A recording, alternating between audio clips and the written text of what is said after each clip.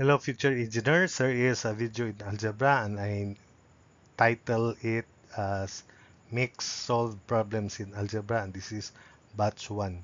For those who are through with algebra, even if you're high school a high school student or a college student in engineering and in mathematics or science related courses, then you need this to improve yourselves, though some of these problems are light and very familiar to you, but it's best that you should train yourselves even with the easy ones, just to improve your speed in analyzing and solving mathematical problems.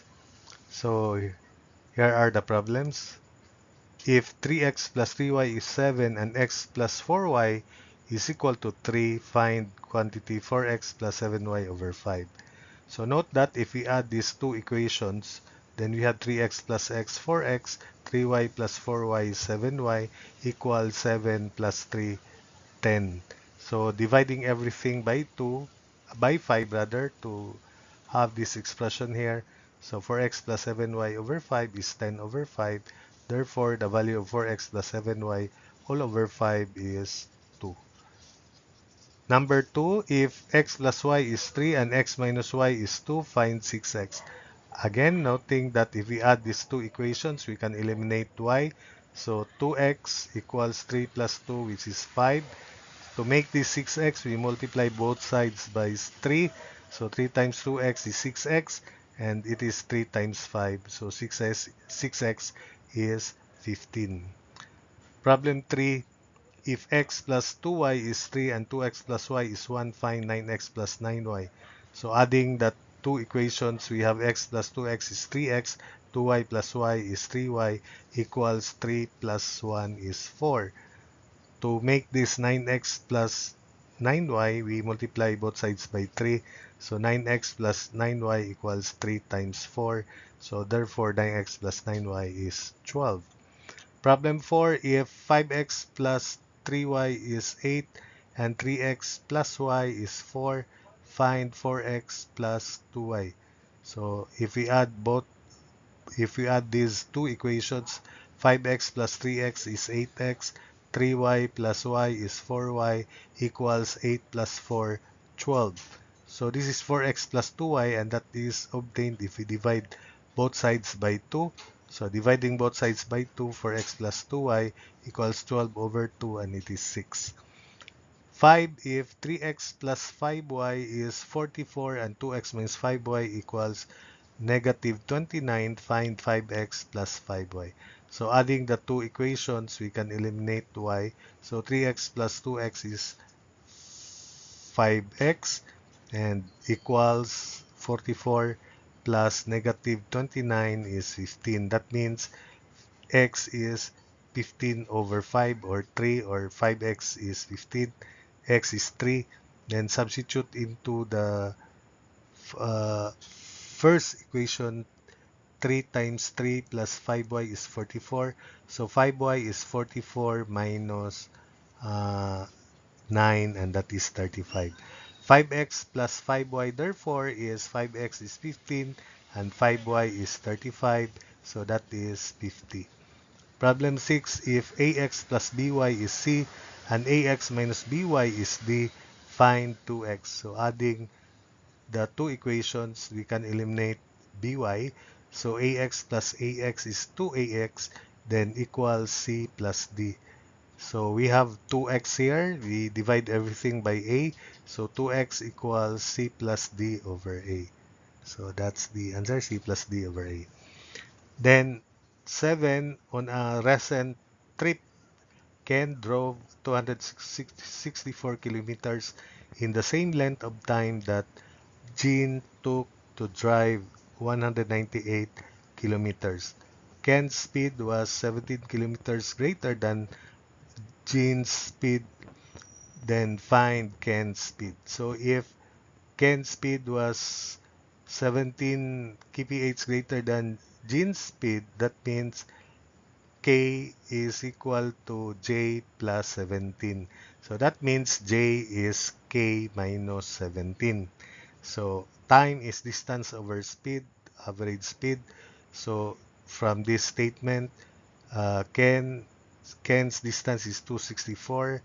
Speed of Ken V sub V, so divided by V sub K equals same length of time that Jean took to drive 198 kilometers, or 198 over speed of Jean.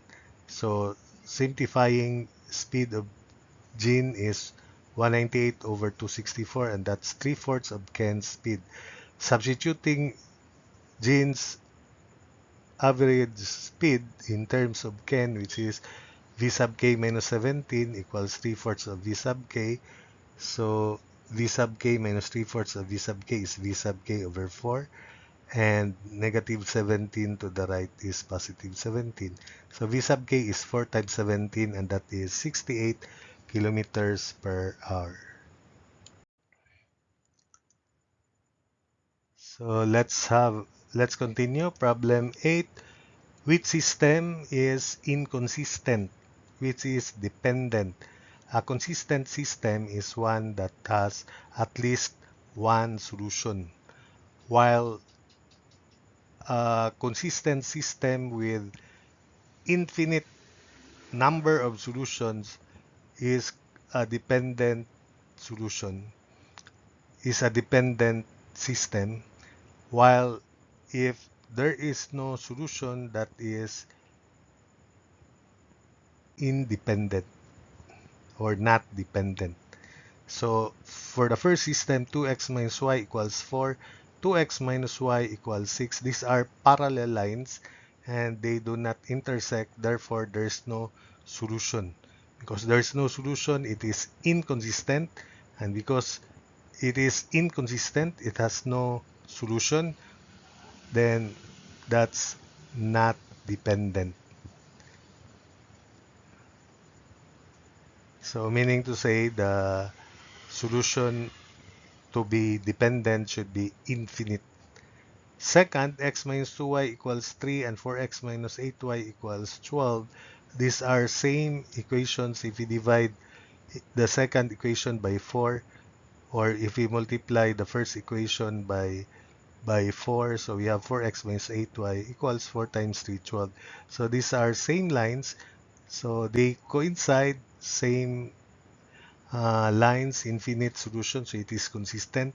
And because the number of solution is infinite, it is a dependent system. Problem 9, a woman wants to invest $60,000 in mutual funds and municipal bonds. She does not want to invest more than 50% or less than 20% of her money in mutual funds. The minimum investment for municipal bonds is $10,000 and they are only guaranteed up to $40,000.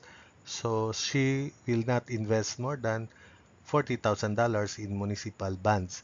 The mutual funds should produce a return of 10% and the municipal bonds a return of 12%. So from here, if she wants to maximize her income, then you should invest as much as possible, maximum possible investment for the municipal bonds, because the rate of return, the return on investment is 12%, simple interest, while that of the uh, mutual funds, it's only 10%. So how much should she invest in each to maximize her income? What is her maximum income? So let's set up the first objective function, which is to maximize income. And income is 10% of the mutual funds plus 12% of the municipal bonds. Then subject to these constraints, uh, principal for mutual fund plus principal for municipal bonds should be less than equal to 60,000, the total amount the woman has. Then from this statement, she does not want to invest more than 50% or less than 20% of her money in mutual fund. So that means if we have 0.20 times 60,000 should be less than equal to F and should be less than equal to zero point 0.5 of 60,000. That's the restriction for the mutual fund. 12,000 is less than equal to F and less than equal to 30,000. Then for the municipal bonds, uh, the minimum investment for municipal bonds is $10,000. So $10,000 is less than equal to B, and B is less than equal to 40,000 because of this statement. So the intersection between F and B, if you have to solve this equation, F plus B is equal to 60,000, and to these constraints here. So if we, although it's not the possible answer, it should be to maximize the municipal bonds. But anyway, if we maximize the mutual fund to 30,000, then substitute into this equation here, into this inequality. So that means the municipal bond allotted value for principal for the municipal bond should also be 30,000. Then the other way, if we maximize the municipal bonds to 40,000 subject to these constraints here. So that means F is $20,000 and this $20,000 is within these constraints for F. So we have to evaluate income from these two possible uh, combinations or principal. So we have 10% of 30,000 plus 12% of 30,000, that's 6,600. The second possibility is this. This is the result because the principal for the municipal bond is maximized and it has greater interest. So zero point 0.1 of 20,000 plus 0.12 of 40,000 is $6,800. Since this is greater than 6,600, then the maximum income is 6,800, and that is attainable when the woman invests $20,000 in mutual fund and $40,000 in municipal bonds. So that's it for this video.